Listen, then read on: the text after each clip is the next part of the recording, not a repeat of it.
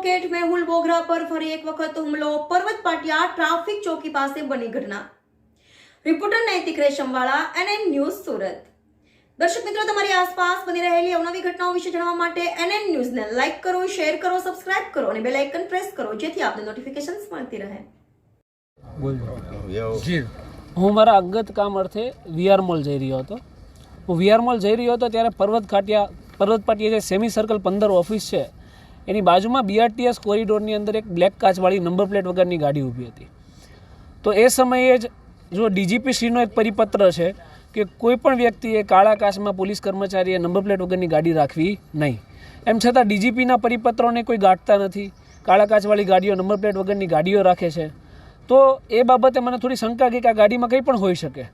તો આપણે એ ગાડીમાંથી ઉતર્યા અને એ ગાડીની સામે જઈ અને મેં મારી પોતાની સલામતી માટે Facebook લાઈવ વિડીયો ચાલુ કર્યો હતો. કારણ કે કોઈ પણ ઘટના આની પહેલાં મારી ઉપર હુમલો થઈ ચૂક્યો છે, એટલે મારી સાવચેતીના ભાગરૂપે મેં Facebook લાઈવ ચાલુ કર્યું અને કેમેરા લઈ અને ગાડીની સામે ગયો. તો સૌપ્રથમ તો જે ગાડી ચલાવનાર વ્યક્તિ છે એને ગાડી ચડાવવાનો પ્રયત્ન કર્યો મારા ઉપર. ત્યારબાદ એ ગાડીમાંથી ઉતર્યો અને મારી ઉપર ઉગ્રતાથી ઉદ્ધતાભર્યું વર્તન કરવામાં આવ્યું. પોતાની ભૂલ સ્વીકારી અને કાળા કાચ અને નંબર પ્લેટ વગરનો દંડ ભરવાને બદલે એ વ્યક્તિ મારી ઉપર મન ફાવે એમ બોલવા માંડ્યો. આ સમયગાળા દરમિયાન મને મારું જાનનું જોખમ લાગ્યું એટલે મેં 100 નંબર કંટ્રોલ રૂમમાં પણ ફોન કર્યો. કંટ્રોલ રૂમમાં કોઈએ ફોન ના ઉપાડ્યો. પછી ટ્રાફિક DCP શ્રી અનિતાબેન વાનાણી છે, એમને પણ ફોન કર્યો, એમને પણ ફોન રિસીવ ના કર્યો. પછી પાછો 100 નંબરના કંટ્રોલ રૂમમાં ફોન કર્યો, તેમ છતાં કોઈ ફોન રિસીવ થયા નહીં. છેવટે આખરે કોઈ ઓપ્શન ના બન્યો એટલે મેં ટ્રાફિક હેલ્પલાઇન નંબરમાં ફોન કર્યો. એમાં જાણ કરી કે આનો દંડ લેવામાં આવે કાળા કાચ નંબર પ્લેટ વગરનો. તો ત્યાં પણથી કોઈ ઓફિસર ઘટના સ્થળ પર આવ્યું નહીં. સ્થળ ઉપર એક ASI હાજર હતા, એમને પણ રજૂઆત કરી. આ સિસ્ટમની નફટાઈ જોજો તમે કે એમને પણ રજૂઆત કરી, તો એમ છતાં એ ઘટનામાં ઇન્વોલ્વ ના થયા અને એ દૂર ભાગતા રહ્યા. આ જે વ્યક્તિ છે જે ગાડીમાંથી ઉતર્યો હતો એણે ફોન કર્યો, બીજા 3 ઈસમોને બોલાવ્યા. એ 3 ઈસમો આવ્યા અને પથ્થર લઈ અને અમારી ઉપર તૂટી પડ્યા. મારી સાથે જે લોકો હતા એમની પર હુમલા થયા. જે લોકો મને બચાવવા આવ્યા એમને પણ મારવામાં આવ્યો.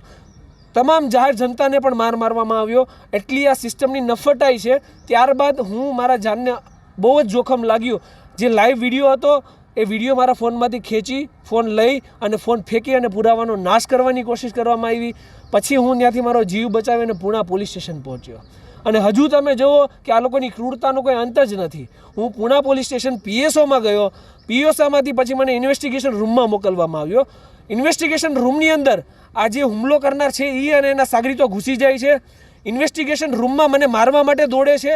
પોલીસ એમને અટકાવે છે અને મને ઇન્વેસ્ટિગેશન રૂમમાં પોલીસની હાજરીમાં એવી ધમકી આપે છે કે તારી હજી સર્વિસ કરવાની બાકી છે.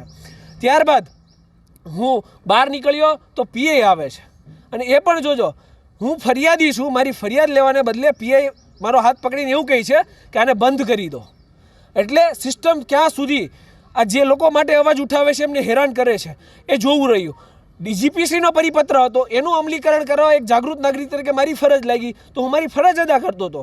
તો હોમ મિનિસ્ટ્રીને પણ આ જોવું પડે કે હું મારી વાણી અભિવ્યક્તિની આઝાદી ઉપયોગ કરું છું 19 એ મુજબ. સાચું હોય અને સાચું, ખોટું હોય અને ખોટું કહું છું. તો એ આઝાદીને તરફ મારવાવાળા આ લોકો કોણ? બની બેસેલા સેવક. આ બની બેસેલા સેવકો છે. આ કોઈ સેવા કરવાનો ધંધો નથી કરતા. કાળા કાચની અંદર ગાડીઓમાં બેસી અને કાળા કાચમાં કાળા કામ કરી રહ્યા છે અને એ કામ બંધ થાય છે એટલે એમને તકલીફ પડે છે અને તકલીફના કારણે સિસ્ટમ અમને આ હદ સુધી હેરાન કરે છે. આ બીજો હુમલો મારી ઉપર છે અને પહેલાં પણ એક હુમલો થયો છે. પોલીસ કમિશનરશ્રીને આપણે મારી જાનને જોખમ છે, હથિયારના પરવાના માટે આ પહેલાંય અરજી કરેલી છે.